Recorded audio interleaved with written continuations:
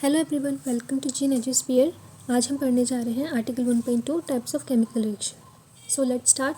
We have learned in class 9 that during a chemical reaction atoms of one element do not change into those of another element. यानी कि हमने class 9 में क्या पढ़ा है कि जब कोई केमिकल रिएक्शन होती है तो उसमें एक एलिमेंट के जो एटम्स होते हैं वो किसी दूसरे एलिमेंट के एटम्स में नहीं बदलते हैं। No do atom disappear from the mixture और अपीयर फ्रॉम एल्सवेयर। ना ही जो एटम्स होते हैं वो मिक्सचर से गायब होते हैं और ना ही कहीं और से अचानक से आ जाते हैं। Actually chemical reaction involve the breaking and making a bond between atoms to produce new substance. Real में क्या होता है कि जो केमिकल रिएक्शन होती है उसमें बॉन्ड्स टूटते हैं और नए बॉन्ड्स बनते हैं। किसके बीच में? एटम्स के बीच में। यानी कि एटम्स के बीच में पुराने बॉन्ड्स टूटकर नए बॉन्ड की जब फॉर्मेशन करते हैं तो वहाँ से हमारे पास नया सब्सटेंस बनता है। You will study about types of bond between atoms in chapter 3 और 4। तो हम टाइप्स ऑफ बॉन्ड के बारे में चैप्टर 3 और 4 में पढ़ेंगे। तो हमारी जो सबसे पहली केमिकल रिएक्शन है वह है कम्बिनेशन रिएक्शन। की कम्बिनेशन रिएक्शन क्या होती है? 1.4 take a small amount of calcium oxide और quicklime in a beaker, slowly add water to this, touch the beaker as shown in figure 1.3, do you feel any change in temperature. तो हमें क्या करना है, हमें कैल्शियम ऑक्साइड को एक beaker में लेना है। कैल्शियम ऑक्साइड को हम क्विकलाइम भी बोलते हैं। उसमें धीरे धीरे हमें पानी ऐड करना है। पानी ऐड करने के बाद में हमें बीकर को टच करके देखना है और ये बताना है कि उसके टेम्परेचर में कोई चेंजेस आए या नहीं आए। तो ये रहा हमारा इसके पास इसका डायग्राम। तो ये हमारा बीकर है, इसमें हमने क्या करा है, कैल्शियम ऑक्साइड लिया है, उसमें धीरे धीरे पानी डाला है। पानी डालने के बाद में यहाँ से आप देख सकते हैं बबल्स की फॉर्मेशन हो रही है, ठीक है, और रिएक्शन बहुत तेज़ी के साथ में हो रही है। और जैसे हम इसको अपने हाथ से टच करेंगे तो ये जो हमारा बीकर है थोड़ा गर्म दिखेगा। तो calcium oxide react vigorously with water to produce slaked lime calcium hydroxide releasing a large amount of heat. यानी जो कैल्शियम ऑक्साइड है उसने क्या करा है, विग्रेसली का मतलब तो बहुत तेज़ी के साथ में, एनर्जी के साथ में उसने वाटर के साथ में रिएक्शन करी है और स्लेक लाइम की फॉर्मेशन करी है। स्लेक लाइम जिसको बोलते हैं हम, कैल्शियम हाइड्रोक्साइड को बोलते हैं। इसको स्लेक लाइम क्यों बोलते हैं? स्लेक का मतलब होता है एडिंग वाटर, यानी पानी ऐड करना। तो हमने क्या करा है, CaO या जो कि हमारा क्या था, क्विकलाइम था जिसे हम बोलते हैं कैल्शियम हाइड्रोक्साइड, ये इसमें क्या करा, हमने पानी ऐड कर दिया। यानी कि लाइम में हमने वाटर ऐड करा, जब जाकर हमें कैल्शियम हाइड्रोक्साइड मिला। इसीलिए हम क्या है, कैल्शियम हाइड्रोक्साइड को स्लेक लाइम बोलते हैं। और क्योंकि ये जो रिएक्शन है जैसे हमने करा तो ये बहुत एनर्जी के साथ में हुई और बहुत तेज़ी के साथ में हुई है। और इसमें क्या हो रहा है, टेम्परेचर चेंज हमें देखने को मिल रहा है। किस कारण से मिल रहा है? क्योंकि इस रिएक्शन के साथ में हीट इवॉल्व हो रही है, ठीक है। यानी कि ये जो रिएक्शन हमारी क्या है, एक्सोथर्मिक है। तो वो रिएक्शन जिसमें हीट इवॉल्व होती है उसको हम क्या बोलते हैं, एक्सोथर्मिक रिएक्शन बोलते हैं। तो हमारे पास जो रिएक्शन है वो क्या हो गया, CaO, यानी कि हमारा क्विकलाइम या फिर कैल्शियम ऑक्साइड, जो किस फॉर्म में है, सॉलिड स्टेट में। तो जो भी हमारी स्टेट होती है रिएक्शंस में, रिएक्टेंट या फिर प्रोडक्ट की, उसको हम ब्रैकेट में शॉर्ट फॉर्म में डालते हैं। तो कैल्शियम ऑक्साइड सॉलिड स्टेट में है, हमने वाटर लिया था, वो लिक्विड स्टेट में है।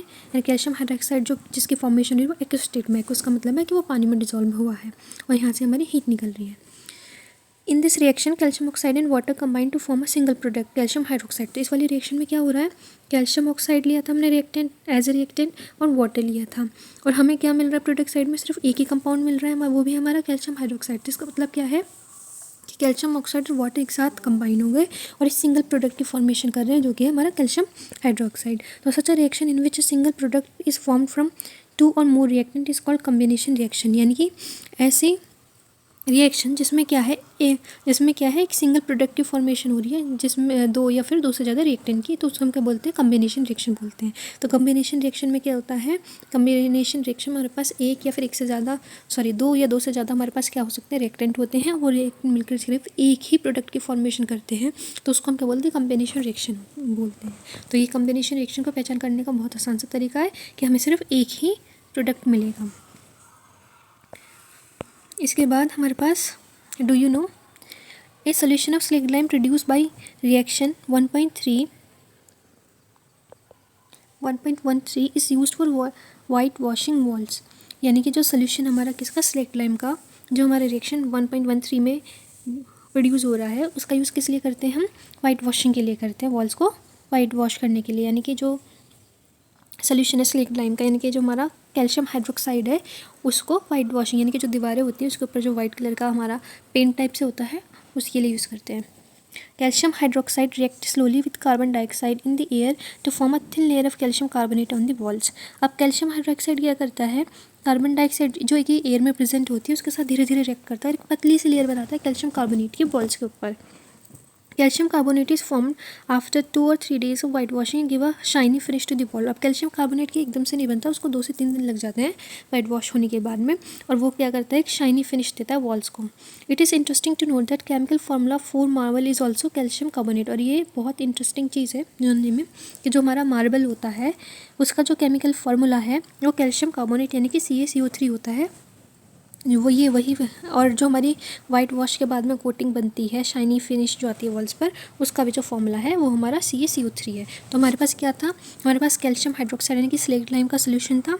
वो उसने क्या करा, एयर में जो प्रेजेंट है, एयर के अंदर जो प्रेजेंट थी कार्बन डाइऑक्साइड, उसके साथ में रिएक्शन करा, और रिएक्शन करने के बाद में उसने कैल्शियम कार्बोनेट की फॉर्मेशन करी, और साथ में हमारे पास क्या, वाटर की फॉर्मेशन है। ये हमारा इवापोरेट हो जाता है पेपर की फॉर्म में, तो हमारे पास सिर्फ क्या है, कैल्शियम कार्बोनेट बचता है जो कि शाइनी फिनिश देता है वॉल्स को। तो दोबारा से देखिए कि हमारे पास में स्लेट लाइम था। स्लेट लाइम का यूज़ हम किस लिए करते हैं, वॉल्स पर वाइट वॉश करने के लिए करते हैं। अब कैल्शियम हाइड्रोक्साइड क्या करेगा, जो कार्बन डाइऑक्साइड हवा में प्रेजेंट होती है, एक बार हमने जैसे वाइट वॉश कर दिया वॉल्स को, तो जो कार्बन डाइऑक्साइड में प्रेजेंट होती है वो उसके साथ में रिएक्ट करेगा और कैल्शियम कार्बोनेट की फॉर्मेशन करेगा, जिसके कारण क्या है, और कैल्शियम कार्बोनेट क्या है, वो मार्बल का फार्मूला है। और मार्बल कैसा होता है, शाइनी होता है। तो जब कैल्शियम हाइड्रोक्साइड ने कार्बन डाइऑक्साइड के साथ में रिएक्शन करे तो उसने क्या बनाया, कैल्शियम कार्बोनेट की फॉर्मेशन की, जिससे क्या है, हमारी जो वॉल्स है उसके ऊपर एक शाइनी टेक्सचर आ गया। तो एक क्वेश्चन पूछा जाता है आपका एग्जाम्स में कि वाइट वॉश करने के बाद में जो हमारा वॉल्स है उसके पास शाइनी फिनिश कैसे आता है। तो आप ध्यान रखना वो कैसे होता है, जब कैल्शियम हाइड्रोक्साइड हमारा कार्बन डाइऑक्साइड जो कि एयर में प्रेजेंट होती है उसके साथ रिएक्ट करता है, तो उसके बाद में कैल्शियम कार्बोनेट की फॉर्मेशन होती है जो शाइनी टेक्सचर प्रोवाइड करता है। तो अब हम डिस्कस करते हैं कुछ और एग्जांपल्स कॉम्बिनेशन रिएक्शन के। सबसे पहला है बर्निंग ऑफ कोल, यानी कि जब कोल बर्न होता है। तो जो हमारा कोल है उसका जो केमिकल फार्मूला है वो है हमारा C। तो वो किसके प्रेजेंट में बर्न होता है, ऑक्सीजन के प्रेजेंट में बर्न होता है। यानी कि बर्निंग के लिए हमें किसकी ज़रूरत पड़ती है, ऑक्सीजन की ज़रूरत पड़ती है। तो जब भी हमारे पास बर्निंग का रिएक्शन आएंगी तो वहाँ पर हम ऑक्सीजन का यूज़ करेंगे। तो कोल का जो केमिकल फार्मूला है वो C हो गया, और ऑक्सीजन की प्रेजेंस में बर्न हो रहा है। तो जब कोल ऑक्सीजन के प्रेजेंस में बर्न होगा तो किसकी फॉर्मेशन करेगा, कार्बन डाइऑक्साइड जो कि एक गैसेस है। तो यहाँ पर हमारे पास क्या थे, हमारे पास 2 रिएक्टेंट थे और दोनों एक साथ कंबाइन होकर किसकी फॉर्मेशन करी, एक सिंगल प्रोडक्ट की फॉर्मेशन करी। तो ये हमारा कॉम्बिनेशन रिएक्शन का एग्जांपल हो गया। सेकेंड है हमारे पास formation of water from H2 and O2, यानी कि हाइड्रोजन गैस और ऑक्सीजन गैस से वाटर की फॉर्मेशन होना। तो यहाँ पे हमारे पास हाइड्रोजन गैस लिए हमने और ऑक्सीजन गैस लिए, दोनों क्या करेंगे, एक दूसरे के साथ में रिएक्ट करेंगे। यानी कि इस रिएक्शन को अगर हम देखें तो हाइड्रोजन हमारी ऑक्सीजन के प्रेजेंस में बर्न हो रही है। तो जब ये बर्न होगी तो किसकी फॉर्मेशन होगी, हमारा वाटर की फॉर्मेशन होगी। तो ये जो रिएक्शन है हमारी हाइड्रोजन एंड ऑक्सीजन की, बहुत ज़्यादा विग्रेस रिएक्शन होती है, एक्सोथर्मिक होती है, उसमें बहुत सारी अमाउंट में हीट रिलीज होती है। तो ये चीज़ आप ध्यान रखें। तो यहाँ पर भी हमारे पास क्या था, दो रिएक्टेंट थे और 2 रिएक्टेंट मिलकर क्या बनाया इन्होंने, एक प्रोडक्ट की फॉर्मेशन करी है। तो ये हमारा कॉम्बिनेशन रिएक्शन का एग्जांपल हो गया। अब in simple language we can say that when 2 और more substance that is elements or compound combine to form a single product, the reaction are called combination reactions। तो यानी कि दूसरी लैंग्वेज में, फिर सिंपल सी लैंग्वेज में हम ये बोल सकते हैं कि जब 2 या फिर 2 से ज़्यादा सब्सटेंस कंबाइन होते हैं, चाहे वो एलिमेंट्स हो चाहे वो कंपाउंड्स हो, तो और एक सिंगल प्रोडक्ट की वो फॉर्मेशन कर रहे हैं, तो ऐसी रिएक्शंस को हम कॉम्बिनेशन रिएक्शन बोलते हैं। तो ये आपकी डेफिनेशन हो गई कॉम्बिनेशन रिएक्शन की। What are combination reaction, when 2 और मोर सब्सटेंस यानी कि एलिमेंट या कंपाउंड कंबाइन होकर एक सिंगल प्रोडक्ट की फॉर्मेशन कर रहे हैं, तो ऐसे रिएक्शंस को हम कॉम्बिनेशन रिएक्शन बोलते हैं। अब आगे देखते हैं। In activity 1.4 we also observe that large amount of heat is evolved, this make the reaction mixture warm. Reaction in which heat is release along with the formation of product are called exothermic reactions. तो हमने activity 1.4 में क्या देखा था कि जब reaction हो रही थी तो उसमें बहुत सारे अमाउंट में हीट इवॉल्व हुई थी। तो जब हीट बाहर निकलेगी तो वो क्या करेगी, वो मिक्सचर को वार्म कर देगी, गर्म कर देगी। तो यहाँ से ये reaction in which heat is release along with the formation of product are called exothermic reaction, यानी कि वो रिएक्शन जिसमें प्रोडक्ट तो बन ही रहा है लेकिन साथ में हीट भी इवॉल्व हो रही है, तो ऐसी रिएक्शंस को हम क्या बोलते हैं, एक्सोथर्मिक रिएक्शन बोलते हैं। जैसे कि अभी मैंने आप लोगों को बताया कि वो रिएक्शन जिसमें क्या होता है, हीट इवॉल्व होती है, उसको हम क्या बोलते हैं, exothermic reaction. Other examples of exothermic reaction, यानी कि दूसरे एग्जाम्पल एक्सोथर्मिक रिएक्शन के कौन से हैं? सबसे पहले burning of natural gas. Natural gas को हम क्या बोलते हैं? मीथेन गैस भी बोलते हैं। तो उसका फॉर्मूला क्या होता है? हमारा CH4 होता है। और ये किसके प्रेजेंस में बर्न हो रही है? हमारे ऑक्सीजन के प्रेजेंस में बर्न हो रही है। यानी कि हमारा जब भी बर्निंग रिएक्शन आएगा, जैसे मैंने आप लोगों को बताया, वहाँ पर हम ऑक्सीजन के साथ में रिएक्शन कराएंगे। तो जब हमारा नेचुरल गैस यानी कि मीथेन ऑक्सीजन के प्रेजेंस में बर्न होती है तो किसकी फॉर्मेशन होती है? कार्बन डाइऑक्साइड की फॉर्मेशन होती है और वाटर वेपर की फॉर्मेशन होती है। तो यहाँ पर जो G है वो क्या सिंबलाइज करता है कि यहाँ पर हमारा वाटर वेपर बन रहा है, ना कि वाटर एज लिक्विड स्टेट में हो रहा है। ठीक है। अब इसके पास सेकेंड क्या है? तो you know that respiration is exothermic reaction. तो क्या हम लोगों को पता है रेस्पिरेशन एक्सोथर्मिक प्रोसेस है या फिर रिएक्शन है? आगे देखते हैं। We all know that we need energy to stay live, यानी कि हम सब लोगों को पता है कि हमें ज़िंदा रहने के लिए किसकी ज़रूरत पड़ती है? एनर्जी की ज़रूरत पड़ती है।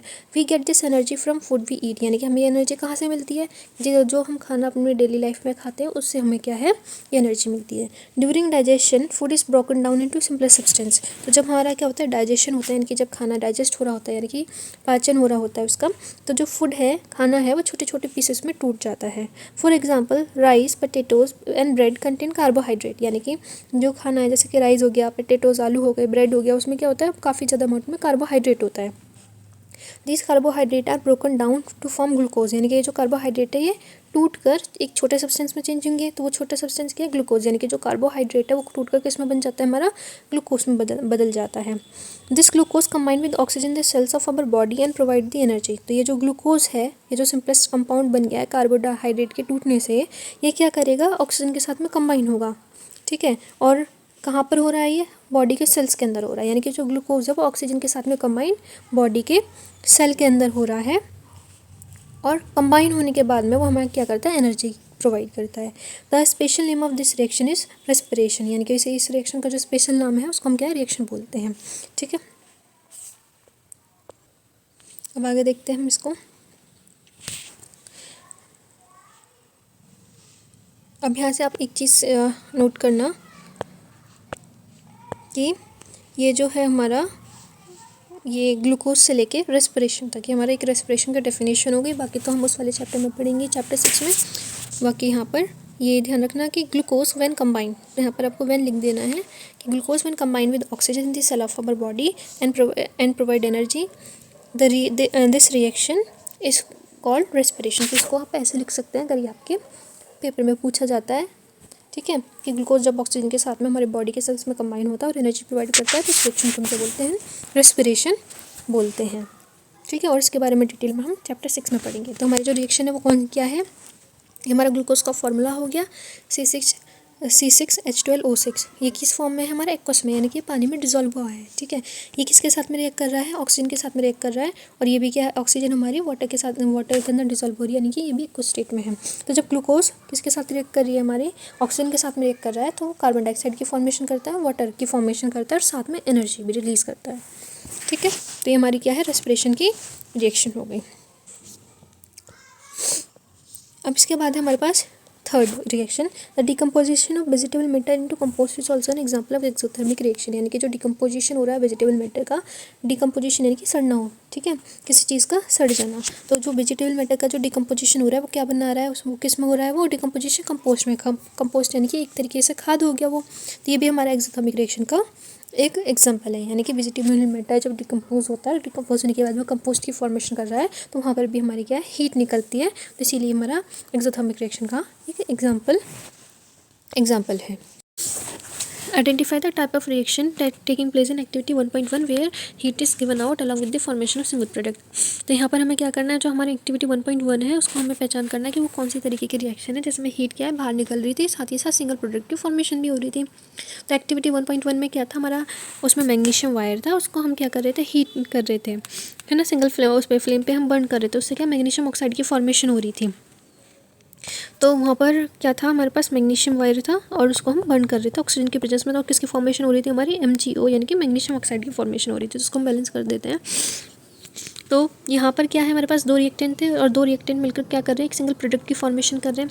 तो ये क्या हो गया? हमारा कम्बिनेशन रिएक्शन हो गया। और क्योंकि हीट भी बाहर निकल रही है यहाँ पर, तो ये हमारा क्या है? एक्सोथर्मिक रिएक्शन का एग्जाम्पल हो गया। अब आगे चलते हैं, इसको हटा देते हैं थोड़ा। अब आता है हमारे पास दूसरी वाली रिएक्शन, यानी कि 1.2.2 डिकम्पोजिशन रिएक्शन। तो डिकम्पोजिशन रिएक्शन में हमारे पास क्या दे रखा है, एक्टिविटी 1.5 दे रखी है। तो इसमें क्या है, take about 2 gram of ferrous sulphate crystal in dry boiling tube, यानी कि हमें क्या करना है, 2 ग्राम फेरस सल्फेट के क्रिस्टल्स लेने हैं एक ड्राई बॉइलिंग ट्यूब में, यानी कि सूखी होनी चाहिए, गर्म होनी चाहिए वो ट्यूब, और उसके अंदर में फेरस सल्फेट के क्रिस्टल्स डाल देने हैं। Note the colour of the ferrous sulphate crystals, यानी कि हमें क्या करना है, वहाँ से जो कलर है फेरस सल्फेट क्रिस्टल्स का वो चेक करना है कि उसमें क्या चेंजेस आ रहे हैं।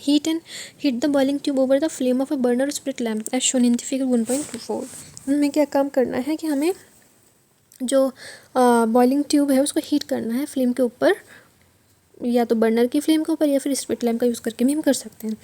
Observe the colour of the crystals after heating, और हीट करने के बाद में जो क्रिस्टल्स है उसके कलर को हमें ऑब्जर्व करना है। तो ये आप देख सकते हैं यहाँ पर एक्सपेरिमेंट में, ये हमारा बर्नर हो गया और ये हमारी बॉइलिंग ट्यूब होगी। इसके अंदर हमने क्या करा है, फेरस सल्फेट की क्रिस्टल्स डाल रखे हैं और यहाँ पर उसको फ्लेम के ऊपर हम हीट कर रहे हैं। अब यहाँ पे एक चीज़ दे रखी है, do not point the mouth of boiling tube at your neighbours और योर सेल्फ, यानी कि जब हम क्या कर रहे होते हैं टेस्ट ट्यूब में, केमिस्ट्री लैब में जब भी हम क्या करते हैं रिएक्शंस वगैरह करते हैं और हम फ्लेम का या फिर बर्नर का यूज़ कर रहे हैं और टेस्ट ट्यूब उसके ऊपर हम क्या कर रहे हैं, हीट कर रहे हैं, तो हमें कभी भी जो टेस्ट ट्यूब का माउथ है वो ना हमें अपनी तरफ रखना है और हाँ ना ही हमारे पास में कोई भी खड़ा इंसान है उसकी तरफ रखना है। क्योंकि क्या होता है, जो जब हम हीट करते हैं तो उसके अंदर जो भी चीज़ें होती हैं टेस्ट ट्यूब के अंदर, वो क्या है, उछल कर बाहर आ सकते हैं, स्प्लैश हो सकता है।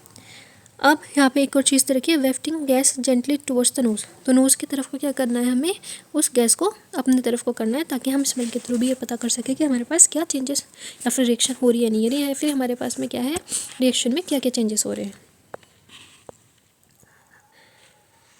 अब यहाँ पे क्या है, यहाँ पर ये जो हमारा था 1.4 उसमें करेक्ट वे दिखा रखा था कि हम कैसे बॉईल करना है इसका मत करके। अब इसके बाद है, have you notice the green colour of ferrous sulphate crystals has changed, you can also smell the characteristic order of burning sulphur. तो यहाँ पे क्या बोला है कि जो फेरस सल्फेट क्रिस्टल्स होते हैं, यानी कि जो फेरस सल्फेट क्रिस्टल होते हैं वो किस कलर के होते हैं, हमारे ग्रीन कलर के होते हैं।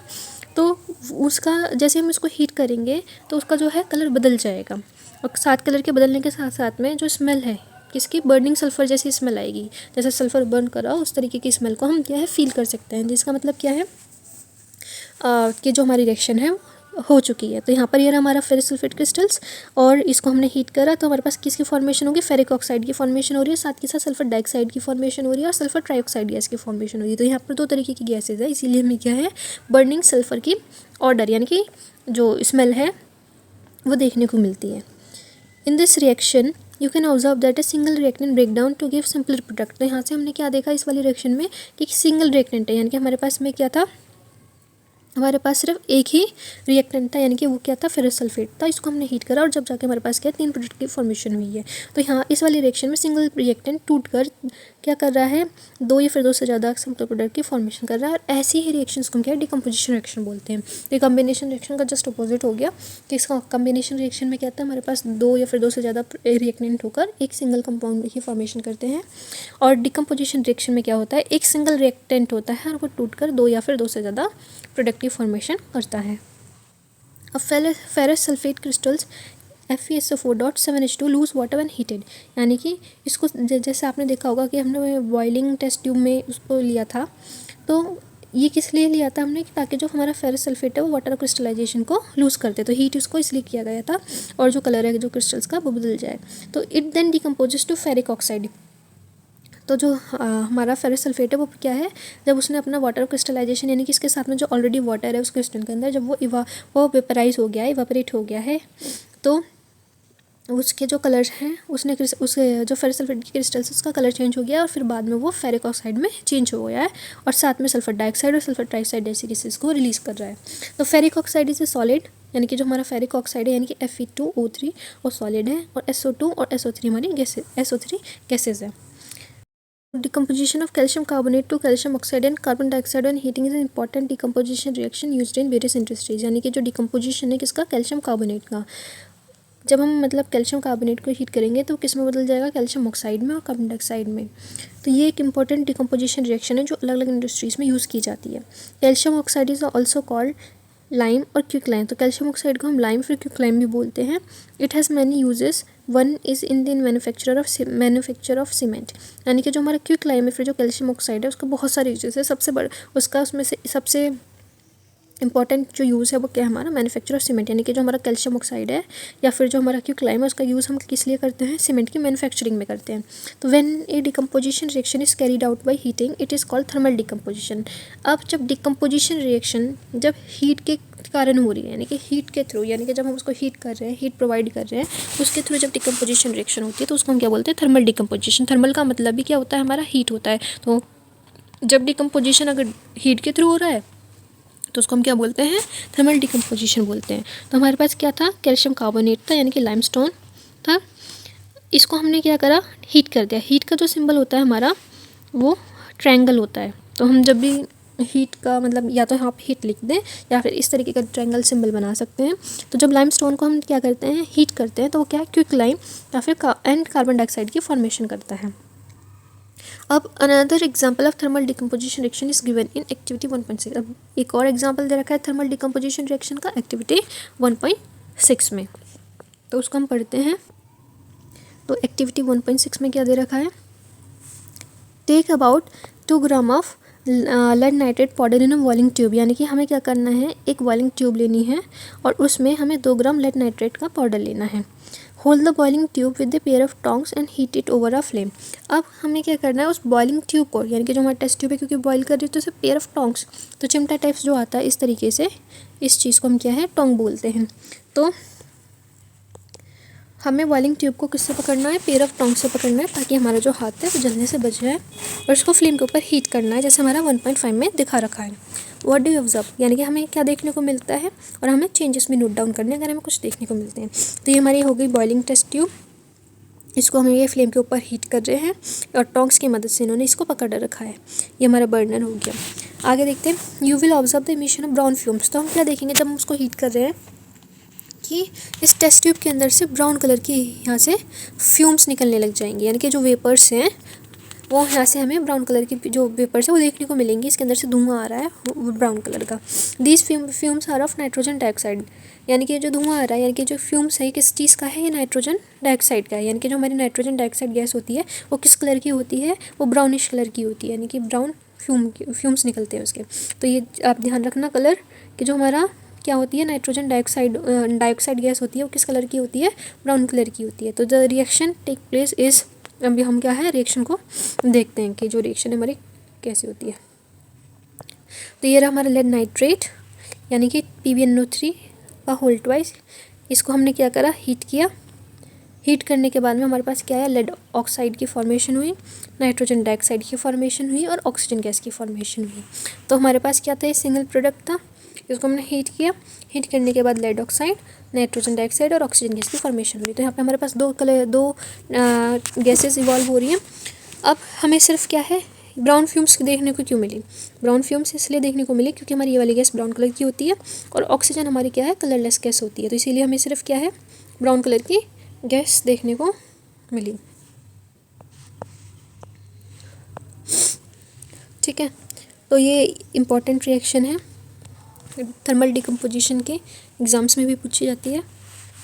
अब इसके बाद है let us perform some more decomposition reaction as given in activity 1.7 and 1.8, यानी कि अब हम कुछ और एक्टिविटीज़ परफॉर्म करते हैं जो हमारा 1.7 एंड 1.8 में दे रखी है। तो अब हमारे पास एक्टिविटी 1.7, तो इसमें क्या है, take a plastic mug, drill 2 holes at it base and fit rubber stoppers in this holes, insert carbon electrode in this rubber stopper as shown in figure 1.6। तो हमें क्या करना है, एक प्लास्टिक का मग लेना है, उसके बेस पर यानी कि नीचे की तरफ 2 होल्स बना देने हैं और उन दो होल्स में एक रबर स्टॉपर्स हमें क्या करना है, फिक्स कर देना है। और हमें क्या, कार्बन की इलेक्ट्रोड्स लेनी है। इलेक्ट्रोड रॉड की तरह ही होती है और जो कार्बन की तरह बनी हुई है, तो वो यहाँ पर इन्होंने फिक्स कर दी है। ठीक है, तो जब भी हम इलेक्ट्रोलिसिस करते हैं तो वहाँ पर हमें क्या है, 2 इलेक्ट्रोड्स यानी कि रॉड्स की मदद पड़ती है, उनको हम उन्हीं रॉड्स को हम इलेक्ट्रोड बोलते हैं और ये रबर स्टॉपर की मदद से हमें फिक्स कर देना है। अब connect this electrode to 6 volt battery. अब ये जो इलेक्ट्रोड्स हैं हमारी कार्बन के, उसको हमें क्या है, एक बैटरी की मदद से कनेक्ट कर देना है। तो ये एक इलेक्ट्रोड हमारी ये हो गई, दूसरी इलेक्ट्रोड हमारी ये होगी और यहाँ पर हमारे पास ये बैटरी होगी 6 वोल्ट की। तो हमने क्या करा, वायर्स की मदद से इसको कनेक्ट कर दिया है। तो जो इलेक्ट्रोड हमारी किस तरफ से कनेक्ट होगी, जो बैटरी के हमारा क्या है पॉजिटिव टर्मिनल है, जिस जो इलेक्ट्रोड हमारी बैटरी के पॉजिटिव टर्मिनल से अटैच होगी उसको हम क्या बोलेंगे, एनोड बोलेंगे। और जो इलेक्ट्रोड हमारी बैटरी के नेगेटिव टर्मिनल से अटैच होगी उसको हम क्या बोलेंगे, कैथोड बोलेंगे। ठीक है, तो कैथोड हमारी नेगेटिवली चार्ज इलेक्ट्रोड होती है और एनोड हमारी पॉजिटिवली चार्ज इलेक्ट्रोड होती है। इसके बाद में fill the mug with water such that electrode are immersed, add a few drops of dilute sulphuric acid to water. अब हमें क्या है, इस मग को पानी से भर देना है, जैसे कि उन्होंने यहाँ तक भर दिया है, और मतलब इतना भर देना है कि जो हमारी इलेक्ट्रोड है वो उसमें डूब जाए। और फिर इसके बाद में इस वाटर के अंदर में कुछ बूंदे डाइल्यूट सल्फ्यूरिक एसिड की डालनी है। तो वो हम साइड से डालेंगे, एकदम से ऊपर से नहीं डालेंगे, बिकॉज जो हमारा वाटर और एसिड की रिएक्शन होती है वो जो हाईली एक्सोथर्मिक होती है, तो जैसे हम डालेंगे तो वो पानी स्प्लैश होकर हमारे ऊपर आ सकता है। तो इसीलिए हम ड्रॉप बाय ड्रॉप साइड से यहाँ से कुछ बूंदे डाल देंगे। अब इसके बाद take two test tube filled with water and invert them over the carbon electrodes. तो अब हमें क्या करना है, 2 टेस्ट ट्यूब लेनी है, उसके अंदर पानी भर कर लाना है ऊपर तक पूरा, और उसको इन इलेक्ट्रोड के ऊपर ला के उल्टा कर देना है। ठीक है, यहाँ सामने क्यों करा है, तो हमारी टेस्ट ट्यूब हो गई। अगर ये खाली है तो इसके अंदर क्या रहती है, एयर रहती है। ठीक है, और जब हमने इसके अंदर पानी भर दिया पूरा यहाँ से, तो यहाँ से क्या है, सारी की सारी एयर निकल चुकी है। अब ये पूरा ऊपर तक भर के लाकर हम जब इसके ऊपर डाल देंगे ऐसे करके, तो एयर को स्पेस नहीं मिलेगी एंटर करने की, और यहाँ पर क्या हमारा वैक्यूम क्रिएट हो जाएगा। तो यहाँ पर ऐसे ही करा, इसलिए इसके बाद में switch on the current and leave the apparatus undisturb for some time. अब हमें क्या है, करंट को ऑन कर देना है, और इस apparatus को हमें, इस सिस्टम को हमें कुछ टाइम के लिए छोड़ देना है, ऐसे के लिए। अब you will observe the formation of bubbles. तो इसके बाद में हमें क्या देखने को मिलेगा कि बबल्स की फॉर्मेशन हो रही है दोनों इलेक्ट्रोड्स के ऊपर। तो these bubbles displace water in test tube. तो ये जो बबल्स है ये क्या कर रहे हैं, पानी को डिस्प्लेस कर रहे हैं। ठीक है, जैसे ही हमने यहाँ से ऑन कर दिया बैटरी, तो यहाँ से बबल्स आपको देखने को मिल रहे हैं। ठीक है, तो ये जो बबल्स हैं ये किसके हैं, गैस के हैं, और ये जो भी रेस्पेक्टिव गैसेस वो कहाँ पे कलेक्ट होंगी, इस वैक्यूम में कलेक्ट हो रही हैं। तो यहाँ से आप देख सकते हो, यहाँ पर ये ऑक्सीजन गैस कलेक्ट हो रही है, और यहाँ पर ये हमारा हाइड्रोजन गैस कलेक्ट हो रही है। ठीक है, अब इसके बाद में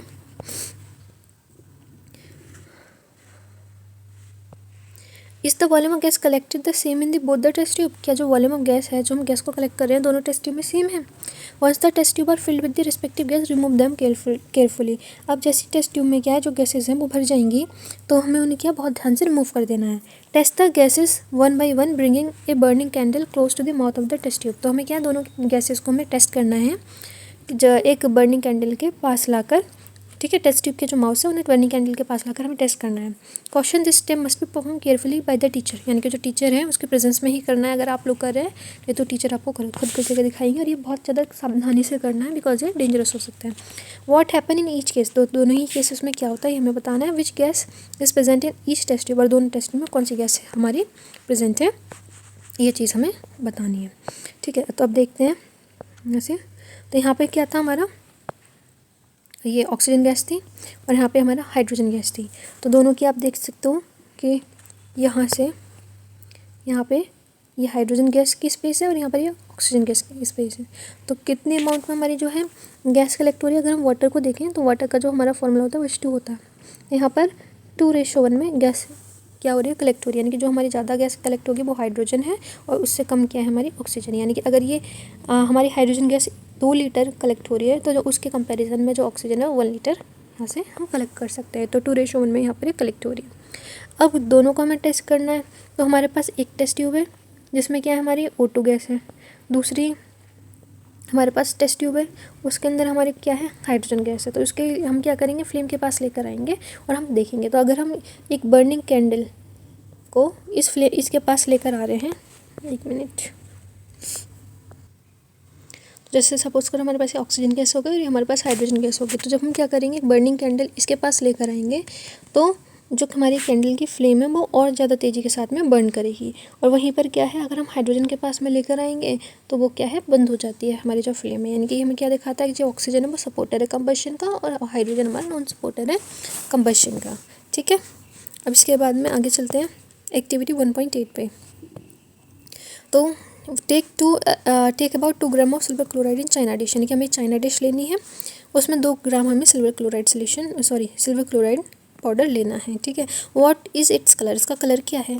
अब इसको place this china dish in sunlight for some time, अब इसको हमें सनलाइट में रख देना है कुछ टाइम के लिए में। Observe the colour of the silver chloride after some time, तो हमें क्या है कुछ टाइम के बाद में सिल्वर क्लोराइड का जो कलर है वो चेंज, मतलब देखना है कि उसमें क्या चेंज आया है, ठीक है। तो यहाँ से अगर आप देखो तो ये हमारा सिल्वर क्लोराइड की डिश हो गई, चाइना डिश में हमने इसको रखा है और यहाँ से सनलाइट आ रही है, तो सनलाइट आने के बाद में इसका जो कलर है वो किस कलर में बदल गया ये हमें बताना है।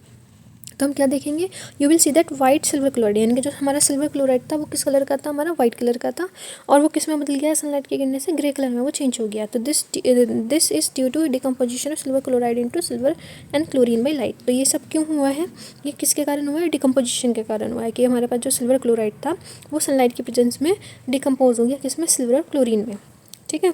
तो हमारा सिल्वर क्लोराइड था यहाँ पे और ये किस में बदल गया है, सनलाइट की प्रेजेंस में सिल्वर में और क्लोरीन गैस में चेंज हो गया है, ठीक है। तो ये हमारा डिकम्पोजिशन रिएक्शन हो गया। अब इसके बाद दूसरा है उसी के तरीके से सिल्वर ब्रोमाइड है, ये भी इसी तरीके से बिहेव करता है। सिल्वर ब्रोमाइड ये हो गया हमारे पास, हमने इसको सनलाइट में कुछ देर के लिए रखा तो ये सिल्वर कलर में सिल्वर और ब्रोमीन गैस में टूट गया है, ठीक है।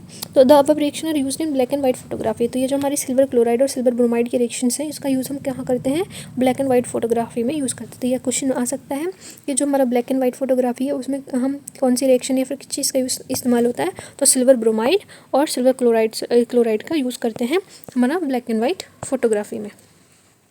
व्हाट फॉर्म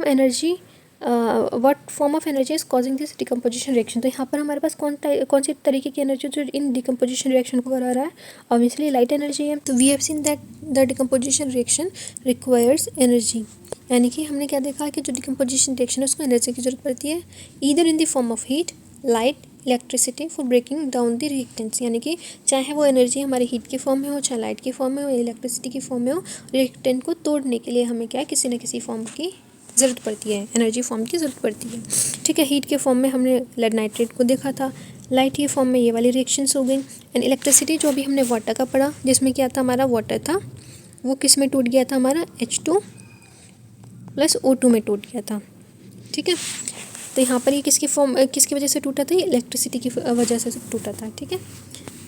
अब reaction in which energy is absorbed are called endothermic reaction, अब वो रिएक्शन जिसमें एनर्जी क्या होती है, एब्जॉर्ब होती है, उसको हम एंडोथर्मिक रिएक्शन बोलते हैं। तो हमारी एक और दूसरी इंपॉर्टेंट डेफिनेशन होगी। पहले हमने क्या पढ़ा था, एक्सोथर्मिक रिएक्शन के बारे में पढ़ा था। एक्सोथर्मिक रिएक्शंस क्या होते हैं, जिसमें हीट इवॉल्व होती है, इवॉल्व मतलब बाहर निकलती है। तो जो वो रिएक्शन जिसमें क्या है एनर्जी बाहर निकलती है उसको हम क्या बोलते हैं, एक्सोथर्मिक बोलते हैं, और जिसमें एनर्जी एब्जॉर्ब होती है उसको हम एंडोथर्मिक बोलते हैं, ठीक है। अब आगे चलते हैं। अब आता है carry out the following activity, यानी कि ये वाली एक्टिविटीज हमें करनी है। तो take about 2 gram of barium oxide hydroxide in a test tube, यानी कि हमें क्या करना है, 2 ग्राम बेरियम हाइड्रोक्साइड है उसको हमें एक टेस्ट ट्यूब में लेना है। Add 1 gram of ammonium chloride and mix with the help of glass rod, अब इसको हमें क्या करना है, उसमें 1 ग्राम अमोनियम क्लोराइड डाल देनी है और उसको ग्लास रॉड की मदद से हमें मिक्स करना है। Touch the bottom of the test tube with your palm, अब हमें क्या करना है, जो टेस्ट ट्यूब का बॉटम पार्ट है उसको हमें अपनी हथेली यानी पाम से टच करना है। व्हाट डू यू फील, यानी हमें क्या देखने को मिलता है, is this an exothermic reaction और एंडोथर्मिक रिएक्शन, हमें ये बताना है कि ये क्या है, हमारा एंडोथर्मिक रिएक्शन है या फिर एक्सोथर्मिक रिएक्शन है। अगर हम क्वेश्चंस को देखें तो ए solution of x is use for white washing, यानी कि एक सब्सटेंस है एक्स, उसका क्या है जो सोल्यूशन है वो यूज़ कर रहे हैं वाइट वॉशिंग के लिए। तो name the substance x and right it's formula, तो उस सब्सटेंस एक्स को बताना है हमें क्या है, उसका फार्मूला भी लिखना है। तो सोल्यूशन है एक्स का, तो एक्स का सोल्यूशन क्या था, यानी कि क्विक लाइम था हमारे पास CaO, उसका इस्तेमाल कर रहे थे वाइट वॉशिंग में वाटर के साथ में ऐड कर इसका फॉर्मूला हमारा ये हो गया, ठीक है। तो एक्स हमारा क्या हो गया, क्विक लाइम या फिर कैल्शियम ऑक्साइड हो गया। अब right the reaction of substance x named in 1 above with the water, यानी कि इसकी रिएक्शन लिखने में वाटर के साथ में, यानी कि CaO + H2O, ठीक है। तो ये जो रिएक्शन है आप कंप्लीट कर सकते हैं। यहाँ से क्या कैल्शियम हाइड्रोक्साइड वगैरह, कैल्शियम हाइड्रोक्साइड की फॉर्मेशन होगी। अब इसके बाद why is the amount of gas collected in one of the test tube in activity 1.7 double the amount collected in the, यानी कि जो हमारा 1.7 था जिसमें वाटर का इलेक्ट्रोलिसिस हो रहा था, ठीक है, जिसमें वो टूट करके इसमें चेंज हो रहा था, H2 + O2 में चेंज हो रहा था, ठीक है। इसको बैलेंस करने के लिए यहाँ पर हम 2 कर देते हैं। तो यहाँ पर इन्होंने क्या पूछा है कि जो अमाउंट ऑफ गैस कलेक्टेड हो रही है हमारे टेस्ट ट्यूब में 1.7 में, उसमें एक गैस दूसरी वाली गैस के डबल है, वाई, ठीक है। और दूसरा नेम दी गैस, तो कौन सी वाली डबल है, हमारी हाइड्रोजन है। क्यों डबल है, क्योंकि वाटर में जो हमारा वाटर है उसमें क्या है, हमें 2 वॉल्यूम हाइड्रोजन की ज़रूरत पड़ती है, ठीक है। तो यहाँ पर क्या था, जब वाटर बनता है तो वहाँ पर हमें क्या है, 2 हाइड्रोजन की ज़रूरत पड़ती है 1 ऑक्सीजन के एटम के लिए। इसीलिए यहाँ पर जो हमारी गैस कलेक्ट हो रही है, यानी कि जो हाइड्रोजन गैस है वो डबल पाई जाती है ऑक्सीजन के कंपैरिजन में। ठीक है, अब इसके बाद आगे चलते हैं हमारे पास डिस्प्लेसमेंट रिएक्शंस पे। तो डिस्प्लेसमेंट रिएक्शन में हमारे पास सबसे पहले क्या एक्टिविटी 1.9 है। तो यहाँ पर हमें क्या काम करना है, take 3 iron nails and clean them by rubbing with sand paper, यानी कि हमें 3 क्या लेने हैं, आयरन के नेल्स लेने हैं और इसको हमें सैंड पेपर की मदद से रब करना है। सैंड पेपर आप लोगों को पता ही है, ठीक है, एक तरीके का पेपर आता है जो जंग छुटाने में काम आता है। तो उसको 3 आयरन नेल को लेना है और उसका जंग छुटा देना है। जंग नहीं छुटाएंगे तो रिएक्शन हमारी नहीं हो पाएगी। ठीक है, तो take 2 test tube marked as A and B, in each test tube take about 10 ml of copper sulphate solution. तो हमें क्या काम करना है, हमें 2 टेस्ट ट्यूब लेनी है, एक को हमें मार्क कर देना है ए, दूसरे को बी, और दोनों टेस्ट ट्यूब में हमें 10-10 ml क्या लेना है, कॉपर सल्फेट सोल्यूशन लेना है, जो कि ब्लू कलर का होता है। Tie 2 iron nails with a thread and immerse them carefully in copper sulfate solution in test tube B for 20 minutes। तो अब हमें क्या करना है, 2 आयरन नेल लेने हैं और उसको थ्रेड की मदद से बांध देना है, और बांध कर उसे इमर्स कर देना है, डुबो देना है कॉपर सल्फेट के सोल्यूशन में। ठीक है, कौन सी वाली टेस्ट ट्यूब में, बी में। कितने मिनट्स के लिए, हमें ऑलमोस्ट या फिर अबाउट 20 मिनट्स के लिए। Keep 1 iron nail aside for comparison, और एक आयरन नेल हमें क्या है, बाहर रखना है, उसको नहीं डालना है इसके अंदर, वो कंपेरिजन के लिए रखना है। तो 20 मिनट्स के बाद हमें क्या देखने को मिलता है, after 20 minutes take out the iron nails from the copper sulphate solution. तो 20 मिनट के बाद में हमें आयरन नेल को कॉपर सल्फेट सोल्यूशन के अंदर से बाहर निकाल लेना है। इसके बाद compare the intensity of the blue colour of the copper sulphate solution in the test tube. तो हमें ये देखना है कि जो ब्लू कलर है हमारे कॉपर सल्फेट सोल्यूशन का, वो टेस्ट ट्यूब में ए और बी में, उन दोनों में क्या फ़र्क आया है। ठीक है, also compare the colour of the iron nail dipped in the copper sulphate solution with 1 cap aside, और साथ के साथ हमारा जो आयरन नील है जो हमने कॉपर सल्फेट सोल्यूशन में डाले थे और जो एक बाहर रखा था कंपैरिजन के लिए, उनमें भी हमें उसका कलर चेंज भी कंपेयर करना है। ठीक है, तो यहाँ से अगर हम देखें तो ये हमारा स्टैंड हो गया। स्टैंड की मदद से हमने इस टेस्ट ट्यूब को पकड़ रखा है, इसके अंदर हमने कॉपर सल्फेट का सोल्यूशन डाल रखा है जो ब्लू कलर का होता है, ये हमारे आयरन नेल हो गए।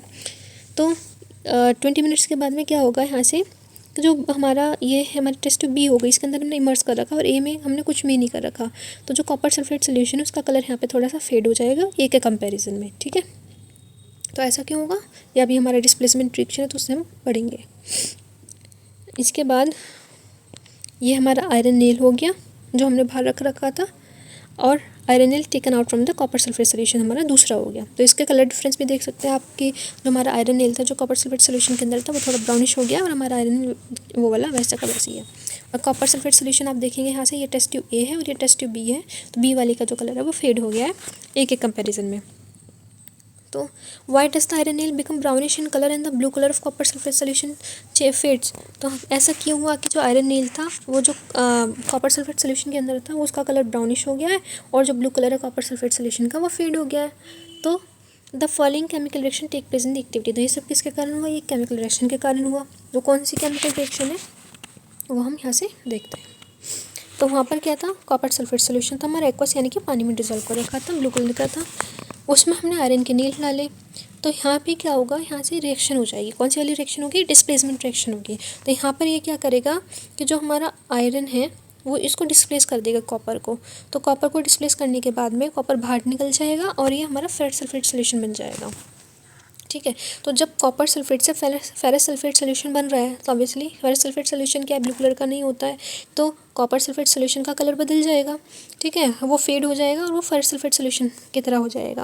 और जो कॉपर है जो कि मेटलिक स्टेट में आ गया, किसके ऊपर एक डिपोजिट होना शुरू हो जाएगा, वो आयरन के नेल के ऊपर डिपोजिट होना शुरू हो जाएगा। ठीक है, यानी कि जो कॉपर है वो किसके ऊपर डिपोजिट हो गया, आयरन के नेल के ऊपर डिपोजिट हो गया, इसीलिए वो ब्राउन कलर का हो गया।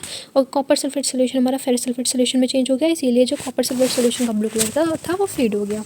ठीक है, तो इन this reaction iron has displaced और रिमूव अनदर एलिमेंट, यानी कि इस वाली रिएक्शन में जो आयरन है उसने डिस्प्लेस कर दिया फिर रिमूव कर दिया दूसरे एलिमेंट को, किसको, यानी कि कॉपर को, किस सोल्यूशन से, कॉपर सल्फेट सोल्यूशन से।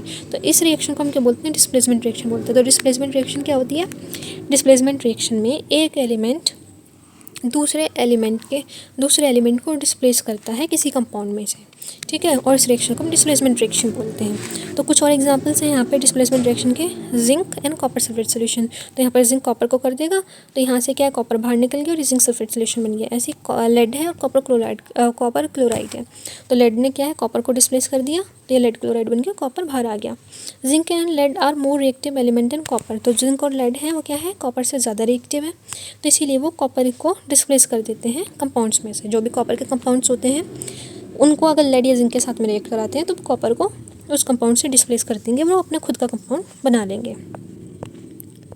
ठीक है, अब इसके बाद आता है डबल डिस्प्लेसमेंट रिएक्शन, जो कि हम कल पढ़ेंगे। यहाँ से अगर हम क्वेश्चंस को देखें तो ए solution of x is use for white washing, यानी कि एक सब्सटेंस है एक्स, उसका क्या है, जो सोल्यूशन है वो यूज़ कर रहे हैं वाइट वॉशिंग के लिए। तो name the substance x and right it's formula. तो उस सब्सटेंस एक्स को बताना है हमें क्या है, उसका फार्मूला भी लिखना है। तो सोल्यूशन है एक्स का, तो एक्स का सोल्यूशन क्या था, यानी कि क्विकलाइम था हमारे पास, CaO, उसका इस्तेमाल कर रहे थे वाइट वॉशिंग में वाटर के साथ में ऐड कर कर। इसका फॉर्मूला हमारा ये हो गया। ठीक है, तो एक्स हमारा क्या हो गया, क्विकलाइम या फिर कैल्शियम ऑक्साइड हो गया। अब रहता है reaction of substance x named in one above with the water, यानी कि इसकी रिएक्शन लिखने में वाटर के साथ में, यानी कि CaO प्लस H2O। ठीक है, तो ये जो रिएक्शन है ये आप कंप्लीट कर सकते हैं। यहाँ से क्या कैल्शियम हाइड्रोक्साइड वगैरह, कैल्शियम हाइड्रोक्साइड की फॉर्मेशन होगी। अब इसके बाद why is the amount of gas collected in one of the test tube in activity 1.7 double the amount collected in the other, यानी कि जो हमारा 1.7 था जिसमें वाटर का इलेक्ट्रोलिसिस हो रहा था, ठीक है, जिसमें वो टूट करके इसमें चेंज हो रहा था, H2 प्लस O2 में चेंज हो रहा था। ठीक है, इसको बैलेंस करने के लिए यहाँ पर हम 2 कर देते हैं। तो यहाँ पर इन्होंने क्या पूछा है कि जो अमाउंट ऑफ गैस कलेक्टेड हो रही है हमारे टेस्ट ट्यूब में 1.7 में, उसमें एक गैस दूसरी वाली गैस के डबल है, वाई। ठीक है, और दूसरा नेम दी गैस, तो कौन सी वाली डबल है, हमारी हाइड्रोजन है। क्यों डबल है, क्योंकि वाटर में जो हमारा वाटर है उसमें क्या है, हमें 2 वॉल्यूम हाइड्रोजन की ज़रूरत पड़ती है। ठीक है, तो यहाँ पर क्या था, जब वाटर बनता है तो वहाँ पर हमें क्या है, 2 हाइड्रोजन की ज़रूरत पड़ती है एक ऑक्सीजन के एटम के लिए, इसीलिए यहाँ पर जो हमारी गैस कलेक्ट हो रही है, यानी कि जो हाइड्रोजन गैस है वो डबल पाई जाती है ऑक्सीजन के कंपैरिजन में। ठीक है, अब इसके बाद आगे चलते हैं हमारे पास डिस्प्लेसमेंट रिएक्शंस पे। तो डिस्प्लेसमेंट रिएक्शन में हमारे पास सबसे पहले क्या एक्टिविटी 1.9 है, तो यहाँ पर हमें क्या काम करना है, take 3 iron nails and clean them by rubbing with sand paper, यानी कि हमें 3 क्या लेने हैं, आयरन के नेल्स लेने हैं और इसको हमें सैंड पेपर की मदद से रब करना है। सैंड पेपर आप लोगों को पता ही है। ठीक है, एक तरीके का पेपर आता है जो जंग छुटाने में काम आता है, तो उसको 3 आयरन नेल को लेना है और उसका जंग छुटा देना है। जंग नहीं छुटाएंगे तो रिएक्शन हमारी नहीं हो पाएगी। ठीक है, तो take 2 test tube marked as A and B, in each test tube take about 10 ml of copper sulphate solution. तो हमें क्या काम करना है, हमें 2 टेस्ट ट्यूब लेनी है, एक को हमें मार्क कर देना है A, दूसरे को B, और दोनों टेस्ट ट्यूब में हमें 10-10 ml क्या लेना है, कॉपर सल्फेट सोल्यूशन लेना है, जो कि ब्लू कलर का होता है। Tie 2 iron nails with a thread and immerse them carefully in copper sulfate solution in test tube B for 20 minutes। तो अब हमें क्या करना है, 2 आयरन नेल लेने हैं और उसको थ्रेड की मदद से बांध देना है और बांध कर उसे इमर्स कर देना है, डुबो देना है कॉपर सल्फेट के सोल्यूशन में। ठीक है, कौन सी वाली टेस्ट ट्यूब में, बी में। कितने मिनट्स के लिए, हमें ऑलमोस्ट या फिर अबाउट 20 मिनट्स के लिए। Keep 1 iron nail aside for comparison, और एक आयरन नेल हमें क्या है, बाहर रखना है, उसको नहीं डालना है इसके अंदर, वो कंपेरिजन के लिए रखना है। तो 20 मिनट्स के बाद हमें क्या देखने को मिलता है, after 20 minutes take out the iron nails from the copper sulphate solution. तो 20 मिनट के बाद में हमें आयरन नेल को कॉपर सल्फेट सोल्यूशन के अंदर से बाहर निकाल लेना है। इसके बाद compare the intensity of the blue colour of the copper sulphate solution in test tube. तो हमें ये देखना है कि जो ब्लू कलर है हमारे कॉपर सल्फेट सोल्यूशन का, वो टेस्ट ट्यूब में A और B में उन दोनों में क्या फ़र्क आया है। ठीक है, also compare the colour of the iron nail dipped in the copper sulphate solution with 1 cap aside, और साथ के साथ हमारा जो आयरन नेल है जो हमने कॉपर सल्फेट सोल्यूशन में डाले थे और जो एक बाहर रखा था कंपैरिजन के लिए, उनमें भी हमें इसका कलर चेंज भी कंपेयर करना है। ठीक है, तो यहाँ से अगर हम देखें तो ये हमारा स्टैंड हो गया। स्टैंड की मदद से हमने इस टेस्ट ट्यूब को पकड़ रखा है, इसके अंदर हमने कॉपर सल्फेट का सोल्यूशन डाल रखा है जो कि ब्लू कलर का होता है, ये हमारे आयरन नेल हो गए। तो 20 मिनट्स के बाद में क्या होगा, यहाँ से तो जो हमारा ये है हमारी टेस्ट ट्यूब B हो गई, इसके अंदर हमने इमर्स कर रखा और A में हमने कुछ भी नहीं कर रखा, तो जो कॉपर सल्फेट सोल्यूशन है उसका कलर यहाँ पे थोड़ा सा फेड हो जाएगा A के कंपैरिजन में। ठीक है, तो ऐसा क्यों होगा, ये अभी हमारा डिस्प्लेसमेंट रिएक्शन है तो उससे हम पढ़ेंगे। इसके बाद ये हमारा आयरन नेल हो गया जो हमने बाहर रखा था, और iron taken out from the copper sulphate solution हमारा दूसरा हो गया। तो इसके कलर डिफरेंस भी देख सकते हैं आपकी, जो हमारा आयरन नेल था जो कॉपर सल्फेट सोल्यूशन के अंदर था वो थोड़ा ब्राउनिश हो गया और हमारा आयरन वो वाला वैसा का वैसे ही है। और कॉपर सल्फेट सोल्यूशन आप देखेंगे यहाँ से, ये टेस्ट ट्यूब ए है और ये टेस्ट ट्यूब बी है, तो बी वाले का जो कलर है वो फेड हो गया है ए के कंपेरिजन में। तो why does the iron nail become brownish in colour and the blue colour of copper sulphate solution fades. तो ऐसा क्यों हुआ कि जो आयरन नेल था वो जो कॉपर सल्फेट सोल्यूशन के अंदर था वो उसका कलर ब्राउनिश हो गया है और जो ब्लू कलर है कॉपर सल्फेट सोल्यूशन का वो फेड हो गया है। तो the following chemical reaction take place in the activity. तो ये सब किसके कारण हुआ, ये केमिकल रिएक्शन के कारण हुआ। वो कौन सी केमिकल रिएक्शन है वो हम यहाँ से देखते हैं। तो वहाँ पर क्या था, कॉपर सल्फेट सोल्यूशन था हमारा एक्वस यानी कि पानी में डिजोल्व कर रखा था, ब्लू कलर का था, उसमें हमने आयरन के नील डाले। तो यहाँ पे क्या होगा, यहाँ से रिएक्शन हो जाएगी, कौन सी वाली रिएक्शन होगी, डिस्प्लेसमेंट रिएक्शन होगी। तो यहाँ पर ये क्या करेगा कि जो हमारा आयरन है वो इसको डिस्प्लेस कर देगा कॉपर को। तो कॉपर को डिस्प्लेस करने के बाद में कॉपर बाहर निकल जाएगा और ये हमारा फेरस सल्फेट सोल्यूशन बन जाएगा। ठीक है, तो जब कॉपर सल्फेट से फेरस सल्फेट सोल्यूशन बन रहा है तो ऑब्वियसली फेरस सल्फेट सोल्यूशन क्या है, ब्लू कलर का नहीं होता है, तो कॉपर सल्फेट सोल्यूशन का कलर बदल जाएगा। ठीक है, वो फेड हो जाएगा और वो फेरस सल्फेट सोल्यूशन की तरह हो जाएगा। और जो कॉपर है जो कि मेटेलिक स्टेट में आ गया, अब किसके ऊपर एक डिपोजिट होना शुरू हो जाएगा, वो आयरन के नील के ऊपर डिपोजिट होना शुरू हो जाएगा। ठीक है, यानी कि जो कॉपर है वो किसके ऊपर डिपोजिट हो गया, आयरन के नील के ऊपर डिपोजिट हो गया, इसीलिए वो ब्राउन कलर का हो गया। और कॉपर सल्फेट सोल्यूशन हमारा फेरस सल्फेट सोल्यूशन में चेंज हो गया, इसीलिए जो कॉपर सल्फेट सोल्यूशन का ब्लू कलर का था वो फेड हो गया। ठीक है, तो इन this reaction iron has displaced और रिमूव अनदर एलिमेंट, यानी कि इस वाली रिएक्शन में जो आयरन है उसने डिस्प्लेस कर दिया फिर रिमूव कर दिया दूसरे एलिमेंट को, किसको, यानी कि कॉपर को, किस सोल्यूशन से, कॉपर सल्फेट सोल्यूशन से। तो इस रिएक्शन को हम क्या बोलते हैं, डिस्प्लेसमेंट रिएक्शन बोलते हैं। तो डिस्प्लेसमेंट रिएक्शन क्या होती है, डिस्प्लेसमेंट रिएक्शन में एक एलिमेंट दूसरे एलिमेंट को डिस्प्लेस करता है किसी कंपाउंड में से। ठीक है, और इस रिएक्शन को हम डिस्प्लेसमेंट रिएक्शन बोलते हैं। तो कुछ और एग्जांपल्स हैं यहाँ पे डिस्प्लेसमेंट रिएक्शन के, zinc and copper sulphate solution. तो यहाँ पर जिंक कॉपर को कर देगा, तो यहाँ से क्या है, कॉपर बाहर निकल गया और जिंक सल्फेट सोल्यूशन बन गया। ऐसे लेड है और कॉपर क्लोराइड है, तो लेड ने क्या है, कॉपर को डिस्प्लेस कर दिया, ये लेड क्लोराइड बन गया, कॉपर बाहर आ गया। Zinc and lead are more reactive element than copper. तो जिंक और लेड है वो क्या है, कॉपर से ज़्यादा रिएक्टिव है, तो इसीलिए वो कॉपर को डिस्प्लेस कर देते हैं कंपाउंड्स में से। जो भी कॉपर के कंपाउंड्स होते हैं उनको अगर लेड या जिंक के साथ में रिएक्ट कराते हैं तो कॉपर को उस कंपाउंड से डिस्प्लेस कर देंगे, वो अपने खुद का कंपाउंड बना लेंगे। ठीक है, अब इसके बाद आता है डबल डिस्प्लेसमेंट रिएक्शन, जो कि हम कल पढ़ेंगे।